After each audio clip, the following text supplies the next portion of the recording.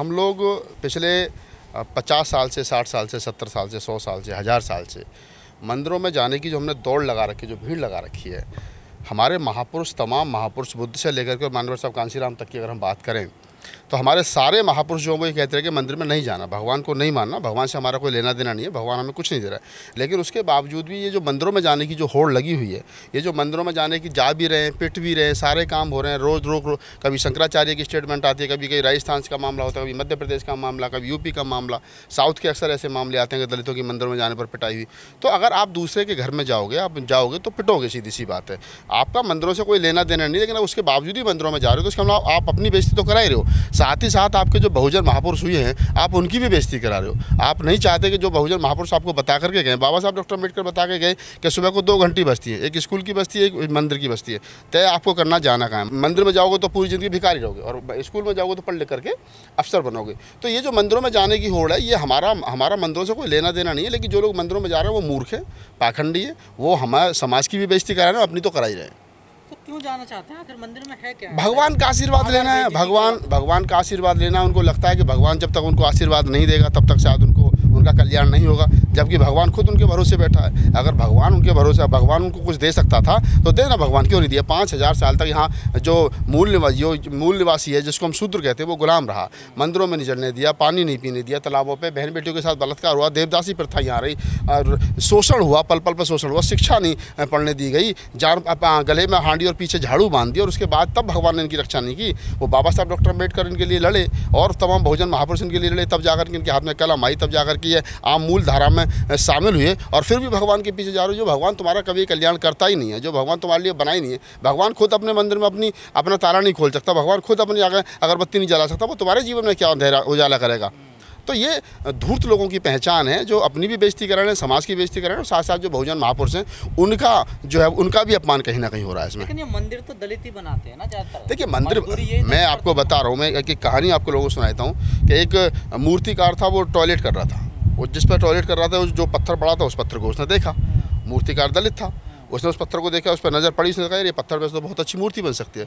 उस पत्थर को उठा करके वो घर ले आया, उस पर चढ़ा, उसने छेनी हथौड़ा लेकर के उसने मूर्ति बनाई, मूर्ति लेकर के बाजार में बेच दी। अब ब्राह्मण उस मूर्ति को ले गया, जाकर के मंदिर में लगा दी। अब वही जो आदमी जो उसने वो मूर्ति बनाई थी, जो जिस पर वो टॉयलेट कर रहा था, जो वहाँ से पत्थर को उठा के लाया था, अब उसी मूर्ति को उस सामने जाकर के वो फिर मत्था टेक रहा है, फिर कह रहा भगवान मेरा कल्याण करे, तेरी तो बनाई है, टॉयलेट कर रहा था, तू इस पत्थर को उठा के लाया था।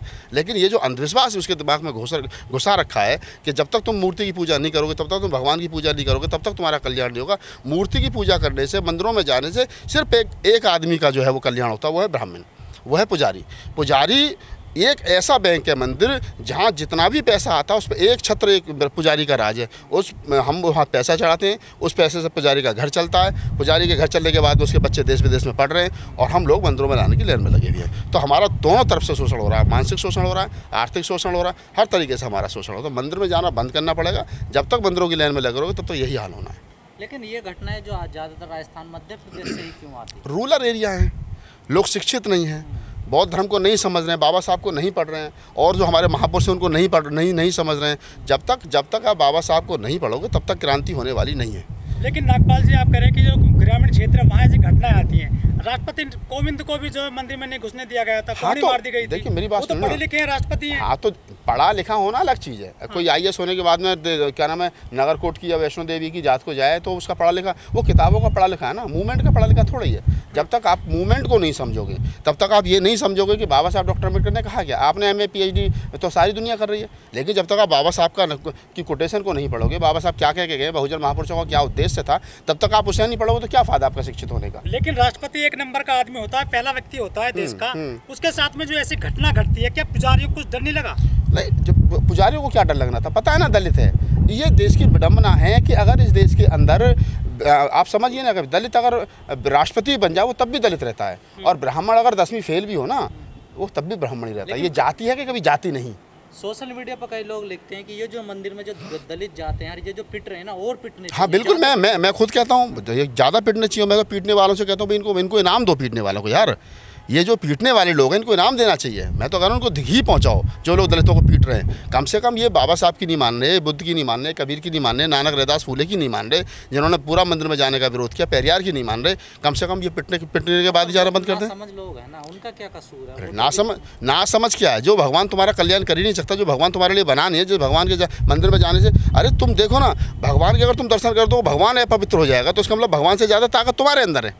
तुम्हारे दर्शन करने से भगवान अपवित्र हो रहा है तो ताकत तुम्हारे अंदर ज़्यादा। भाई क्यों जा रहे हो? हाँ, उसके बावजूद जाने की भीड़ लगी, मंदिर चलो मंदिर चलो मंदिर चलो, तो पिटोगे ना। लेकिन राजस्थान की घटना के बाद में जो पुजारी को गिरफ्तार कर लिया गया है, तो उससे क्या हो रहा है? गिरफ्तार कर लिया तो छोड़ भी देंगे। एक गिरफ्तार करने से, जेल जाने से, कानूनी प्रक्रिया में उसकी लाने से कुछ होने वाला नहीं है। हमारा तो सिर्फ और सिर्फ ये कहना है कि जितने दलित समाज के लोग या जो भी समता मैत्री करुणा भाईचारे में, अम्बेडकर में, फूले में, कबीर में विश्वास रखता है, किसी भी समाज का हो, उसको मंदिर का बहिष्कार करना चाहिए। अपने घर में ना तो दो काम कर ले समाज, एक तो मंदिर में जाना बंद कर दे और दूसरा ब्राह्मण को घर में बुलाना बंद कर दे। अगर दो काम भी हमने ईमानदारी से कर ली तो समाज का बहुत बड़ा भला हो जाएगा। तो फिर दलितों का धार्मिक क्या है फिर आधार? कहाँ जाएं फिर वो? बाबा साहब बौद्ध धर्म देकर के ये जाना कहाँ है भाई? हमारा अपना धर्म है, हमारे अपने बुद्ध विहार हैं, हमारे अपने बौद्ध भिक्षु हैं, हमारा सिस्टम है, सब कुछ है हमारे पास में। उसके बाद भी तुम दूसरे घर में जा रहे हो। क्या कभी आपने कोई ब्राह्मण बौद्ध धर्म में बुद्ध विहार में आकर के पूजा पाठ करता देखा है ना? नहीं देखा ना है? आप बता दो मुझे। लेकिन काम कर रहे हैं ना सर, नहीं बहुत तो उसी में लग गए ना, जो ब्राह्मण कर रहे हैं वही वो कर रहे हैं। बौद्ध भिक्षु क्या कर रहे हैं उसको छोड़िए, वो इस प्रकार तो हरम है। लेकिन फिर भी हमारे जो बौद्ध भिक्षु वो पढ़े लिखे हैं, शिक्षित हैं, उनको धर्म का ज्ञान है, धर्म का प्रचार कर रहे हैं वो। और उसके बाद में तुम हम बौद्ध भिक्षु को घर में बुला करके धर्म देशना नहीं करवा रहे हैं। ब्राह्मण को बुला करके कह रहे हैं कि ये हमारे गृह प्रवेश की तारीख बता दीजिए। घर हमने बनाया, गृह प्रवेश ब्राह्मण कराएगा, बच्चा हमने पैदा कर नाम ब्राह्मण पंडित जी रखेगा, सारे काम हम कर रहे हैं। नाम वो मुहूर्त जो ब्राह्मण निकालेगा, बच्चा हमारा हम पैदा किया, और शादी की डेट जो पंडित जी निकालेगा, क्यों निकालेगा? लेकिन जो दलितों की महिलाएं हैं जो बड़े पैमाने पर वो इस काम में लगी हुई हैं पूजा पाठ में, उनको कैसे मतलब? देखिए समझाना पड़ेगा, हमको कैडर देना पड़ेगा। जो कैडर फूले अम्बेडकर कैडर है वो हमको देना पड़ेगा। जब तक वो कैडर हम नहीं देंगे तब तक बात बनने वाली नहीं। महिलाओं को समझाना बहुत आसान है। महिलाओं में आज देखिए कितनी जागृति आ रही है। आप मुझे बता दो, बहन कुमारी मायावती जी उत्तर प्रदेश की 5-5, 4-4 बार मुख्यमंत्री रहीं। क्या कभी वो किसी मंदिर में गई? उन्होंने अपने पूरे शासनकाल में कोई मंदिर बनवाया? कहीं कोई उन्होंने किसी मूर्ति का अनावरण किया कि देवी देवता की? नहीं करा ना। क्यों नहीं करा? क्योंकि उन्हें पता कुछ है ही नहीं। और वो 5 बार मुख्यमंत्री बनी, जो 4 बार मुख्यमंत्री बनी। और जो महिला ये कहती है कि नहीं हमें तो जब तक मंदिर की पूजा नहीं करेंगे तो हम 10वीं पास नहीं करेंगे, 12वीं नहीं करेंगे, ये नहीं करेंगे, वो नहीं, तो ये पाखंड है। इसको समझना चाहिए। हमारे जितने महापुरुष हुए उन्होंने मंदिरों का हमेशा विरोध किया और हमें विरोध करना चाहिए। लेकिन देश में तो मंदिर की राजनीति हो रही है बड़े पैमाने पर। मंदिर की राजनीति हो रही है, उनका काम मंदिर से चल रहा है ना भाई। जिनकी सरकारें मंदिर से बन रही है, हिंदू मुसलमान से बन रही है, धर्म से बन रही हैं, उनके लिए वो काम सूट कर रहा है। हमारे लिए थोड़ी सूट कर रहा है वो। जब हमारा मंदिर से कोई लेना नहीं देना नहीं, मंदिर में हमारा आना नहीं जाना नहीं, तो हमें करना क्या मंदिर का? जिनके लिए मंदिर फायदेमंद होगा उनके लिए होगा। और 70 वर्ष बाद भी इन लोगों को वो लोग स्पर्श ही मान रहे हैं, अछूती मान रहे हैं, नीची मान रहे हैं। और वो उनका अपना जातिगत एक ढांचा है, ब्राह्मण क्षत्रिय वैश्य शूद्र का।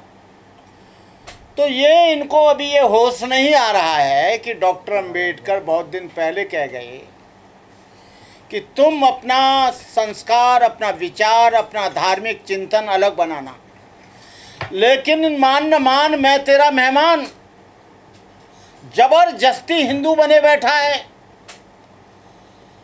और ये हिंदू रहम की तवक्को थी तुझसे, ए हिंदू रहम की तवक्को थी तुझसे, तू सितमगर निकला, मोम समझते थे तेरे दिल को, सो पत्थर निकला।